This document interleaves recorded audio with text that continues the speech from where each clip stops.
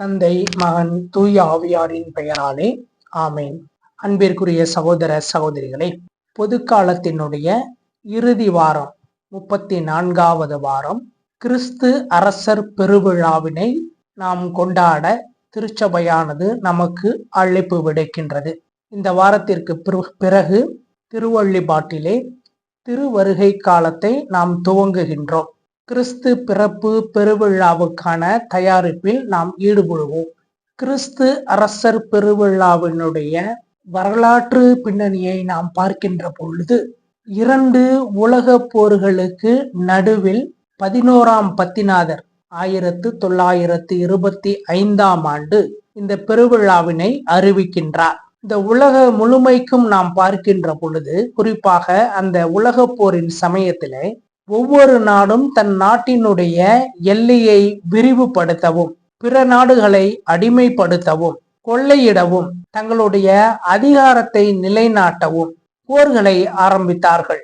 இதனால் சாதாரண மக்கள் மிகுந்த அவதிக்கு உள்ளானார்கள். ஒரு போர் நடந்தால் எப்படி இருக்கும் என்பது தற்சமயம் நடந்த ஈரான்-ஈராக்கு போர், இலங்கையிலே நடந்த போர், இதெல்லாம் நமக்கு தெரியும். மக்களினுடைய வாழ்வு, அவர்களுடைய வாழ்வாதாரம் எல்லாம் எப்படி பாதிக்கப்படும் என்பது. இந்த சூழ்நிலையை அறிந்து 11ஆம் பத்திநாதர் கிறிஸ்து அரசர் என்பவர் இந்த மண்ணுலகத்திலே நாடுகள் என்று எல்லைகள் வரையறுக்கப்பட்ட இடத்திற்கான அரசர் அவர் அல்ல. எல்லா உலகங்களுக்குமான ஒரே அரசர் அவர் மட்டும்தான். எல்லா உயிர்களும் அவருடைய பிள்ளைகள்தான்.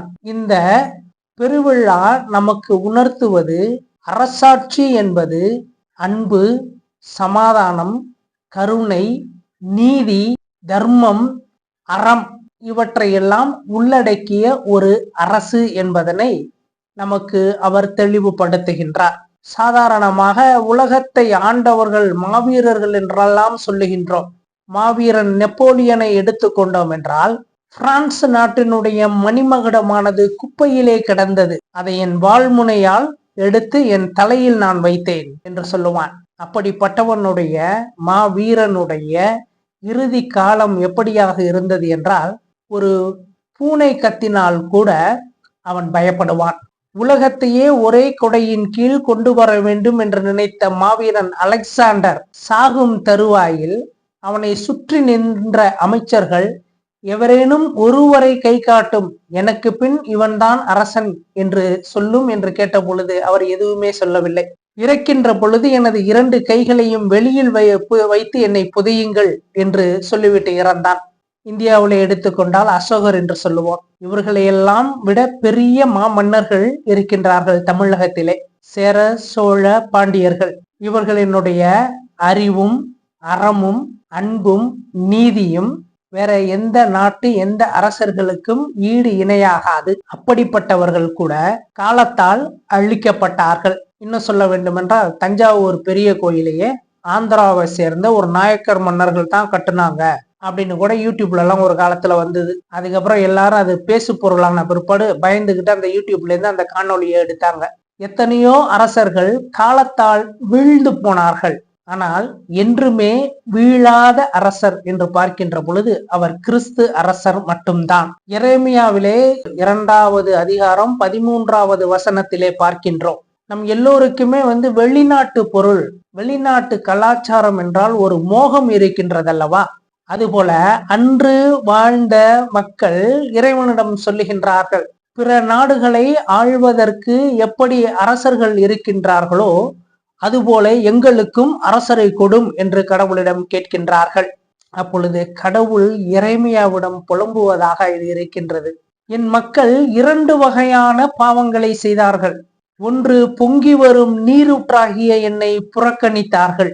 2, தங்களுக்கென உடைந்த மட்கலங்களை கட்டி கொண்டார்கள். ஓட்டப்பானை தண்ணி பிடிச்சி வைக்க முடியுமா?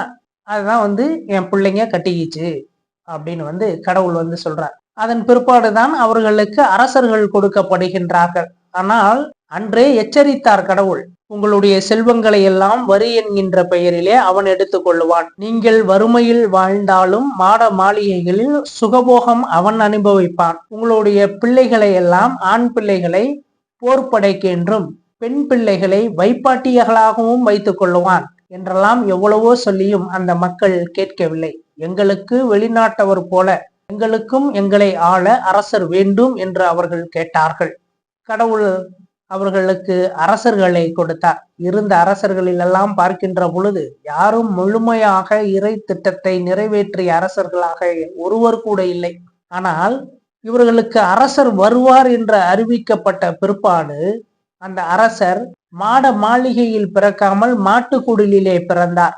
அதே அரசர் இறக்கும் பொழுது கூட அந்த மாட மாளிகையில் இல்லாமல் சிலுவை மரத்தில் இறந்தார். அந்த சிலுவை மரத்தில் அவருக்கு எதிராக எழுப்பப்பட்ட கேள்விகள் எல்லாம், நீ மெஸ்ஸியா தானே, உன்னையும் என்னையும் காப்பாற்று. தன்னையே அரசன் என்று சொல்லிக் கொண்டவன் அல்லவா, தன்னோடு சிலுவையில் தொங்கிக் கொண்டிருக்கின்ற கள்வன் ஒருவன் உன்னையும் என்னையும் காப்பாற்று என்று நையாண்டி செய்கின்றான். ஆனால் இயேசுவனுடைய வலப்புறத்தில் இருக்கின்ற கள்வன், நீர் அரசுரிமையோடு வருகின்ற பொழுது என்னை நினைவு கூறும் என்று அங்கே வேண்டுகின்றான். அவனுக்கு மட்டும் எப்படி ஒரு ஞானம் வந்தது? புனித ஃபுல்டன் ஷீன் அமெரிக்க பேராயர் சொல்லுவார், திருடன் விண்ணகத்தை திருடிவிட்டான் என்று சொல்லுவார். எப்படி அவனுக்கு அந்த ஞானம் கிடைத்தது? சிறு வயதிலே ஏரோது குழந்தையை கொல்லுவதற்கு தேடுகின்றான் என்கின்ற பொழுது திரு குடும்பமானது எகிப்துக்கு தப்பி ஓடுகின்ற வழியிலே ஒரு காட்டிலே ஒரு குழந்தையானது தொழுநோயால் பாதிக்கப்பட்டு இருக்கின்றது. பச்சிலம் குழந்தையினுடைய தாய் அங்கே இருக்கின்றார்.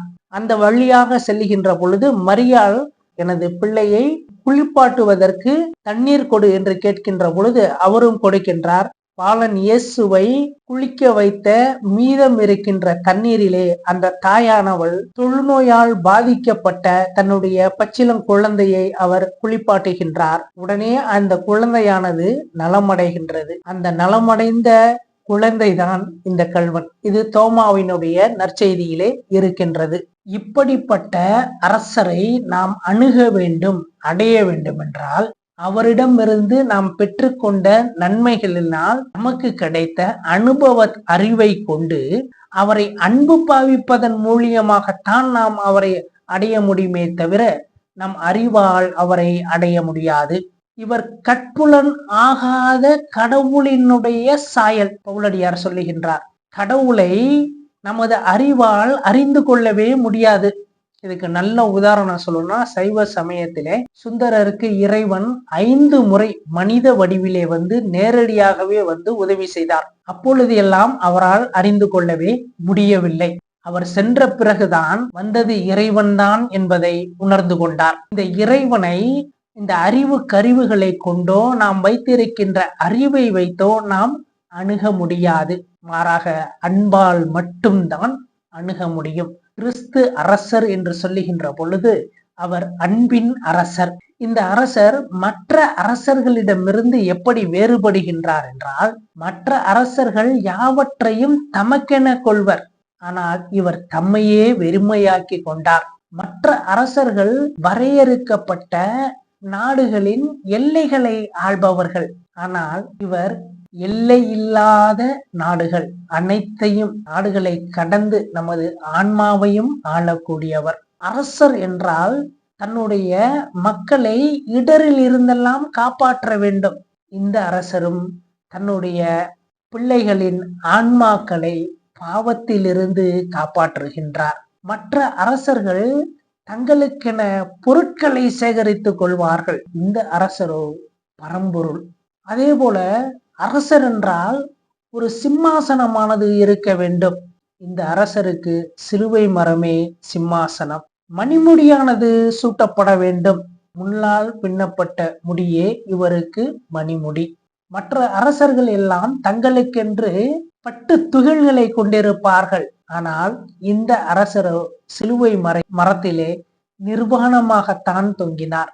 நம்ம இன்னைக்கு கோயில் எல்லாம் பார்க்கின்ற பொழுது ஒரு வெள்ளை வேட்டி கட்டி இருக்கிறது போல பார்ப்போம். ஆனால் அன்றைய காலகட்டத்திலே சிலுவை மரத்திலே அறையப்பட்டவர்கள் நிர்வாணமாகத்தான் அறையப்பட்டார்கள்.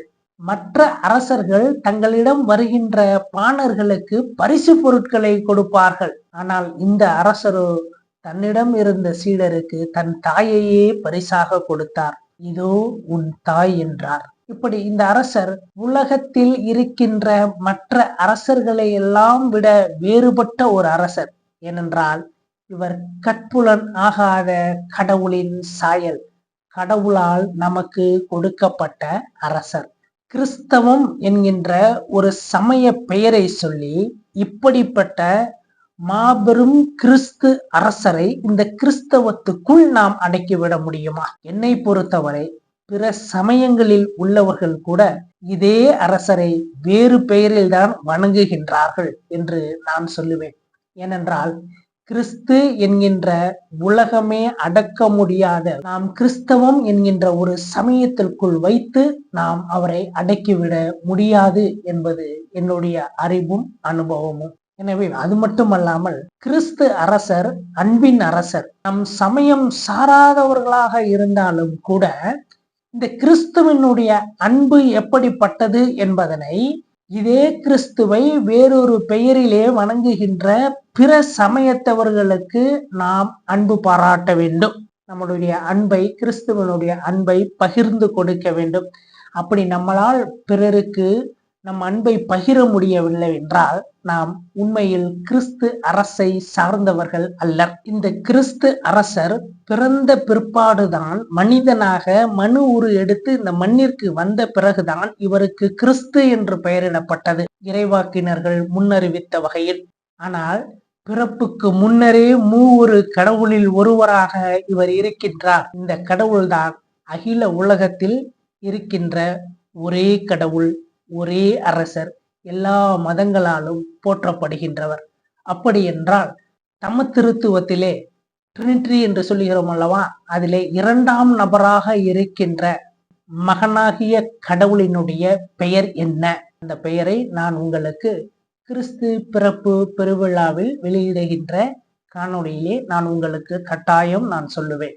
நாம் கிறிஸ்துவை சார்ந்தவர்கள் என்றால் கிறிஸ்தவ சமயம் என்பதை தாண்டி கிறிஸ்தவ சமயம் சொல்லுகின்ற அன்பை, இந்த கிறிஸ்துவிடமிருந்து நாம் பெற்றுக்கொண்ட அன்பை பிறருக்கும் கொடுத்து இந்த கிறிஸ்துவனுடைய அரசு இன்னும் நம்மளால் பல இடங்களுக்கு, பல ஆன்மாக்களுக்குள் விரிவடைய நாம் செயல்பட நமக்கு வேண்டிய வல்லமையை தர வேண்டி இறைவனிடம் மன்றாடுவோம். ஆமேன். தந்தை, மகன், தூய ஆவியாரின் பெயராலே ஆமேன்.